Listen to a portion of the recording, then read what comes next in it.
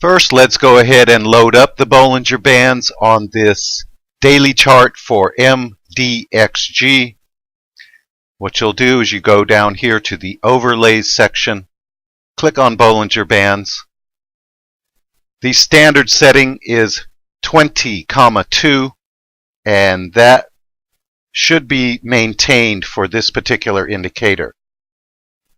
Go ahead and click Update, and you will see that Bollinger Bands are comprised of an upper line, a middle line, and a lower line.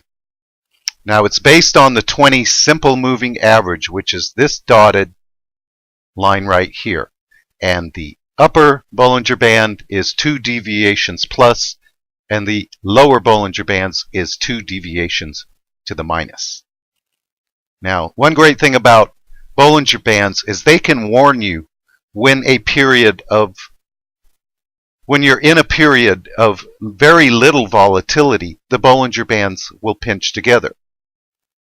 So when you hear a trader talking about Bollies are pinching, that's a good thing.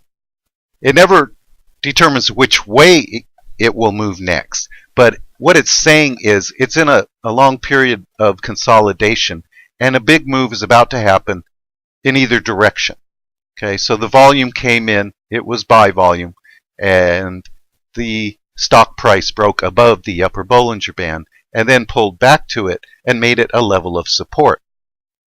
Then it, just like moving averages, because it is a 20 simple moving average. Okay, then it took off too far too fast, it pulled back, and then entered another period of not much volatility, and the upper and lower Bollinger Bands pinched again in this area. Again, it was more buy volume during this period as it took off. Okay, then you had a couple of warning signals. It was a little too far too fast, so it pulled back and again found support at the 20 moving average. Bigger volume came in and it broke out into blue sky territory above this resistance on good volume, hit the upper Bollinger Band, pulled back to the middle Bollinger Band, or the 20 simple moving average, and held it as support. Even bigger volume came in and it broke out again into blue sky territory above resistance. The Bollinger Bands were pinching, so you can expect to see some volatility, some increased volatility here. Okay, so that's when you hear a trader talking about the pinching of the Bollinger Bands, look out for a big move to happen. If it moves to the upside, it could be a nice trade. Okay, same thing here, Bollinger Bands pinching. Volume comes in, it moves to the upside. Same thing here, Bollinger Bands are pinching together. Big volume comes up, it breaks to the outside. And it also works in reverse.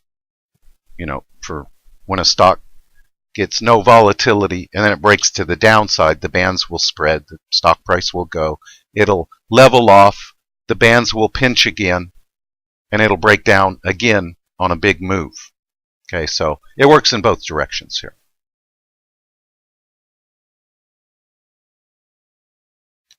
Bollinger Bands are one of the most popular technical analysis techniques. It was developed by John Bollinger in the 1980s, and he trademarked the term in 2011. The purpose of Bollinger Bands is to provide a relative definition of high and low prices.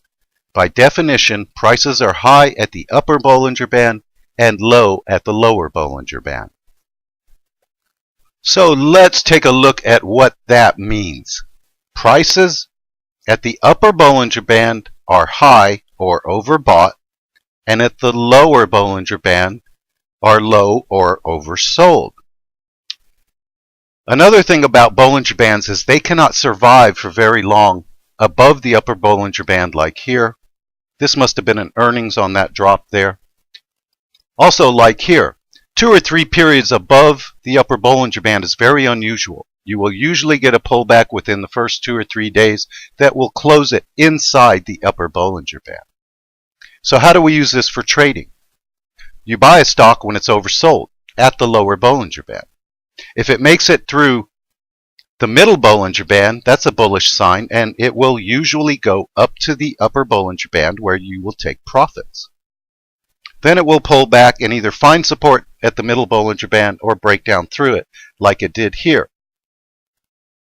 Okay, so it kind of found support at the middle, went up to the upper Bollinger Band, became overbought. There's the pullback to oversold conditions where this is a buy. It went directly up to the upper Bollinger Band again and pulled back to the middle Bollinger Band where it found support and took off on increasing volume. Then it entered another period of not much volatility. The Bollinger Bands pinched. Huge volume came in and it broke well above the upper Bollinger Band where it could not survive. Think of the upper Bollinger Band like the surface of the ocean. A fish jumps out of the ocean. It cannot breathe up here, so it must come back underneath the water to breathe. It found support at the middle Bollinger Band again. Pretty good volume where it broke out again to the upper.